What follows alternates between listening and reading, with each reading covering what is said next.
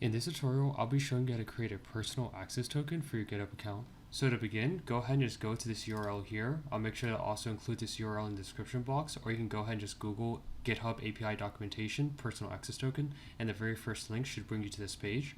Once you're on this page, if you look at this sentence here, it'll explain what a personal access token is, and it states that's an alternative using passwords for authentication to GitHub when using the GitHub API or the command line. Okay, so now that you know what a personal access token is, I'll go ahead and show you how to generate one. So in order to start this process, go ahead and log into your GitHub account and then go to your homepage, and then at the top right, click on your profile icon and then click on settings, and then click on developer settings at the bottom of the page, and then click on personal access token, and then click on generate new token.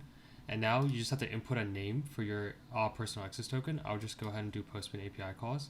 And then for the next option, you just have to select the expiration date. So here I'm going to select 7 days, and in 7 days this token will expire and no longer work. And then for the next section, you just need to go ahead and include the scopes that you want this personal access token to be able to access. So for example, if you want the personal access token to access like GitHub repo data, go ahead and check this box. And then whichever other data that you want the personal access token to be able to access, go ahead and check it.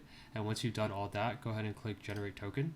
And now you successfully generated your own GitHub personal access token. And as you can see here in the green box, this is your token. Go ahead and copy it and save it somewhere, because once you refresh this page, you won't be able to access it anymore. And so that's pretty much all the steps. If this video helped you in any way, please like the video and don't forget to subscribe for more content.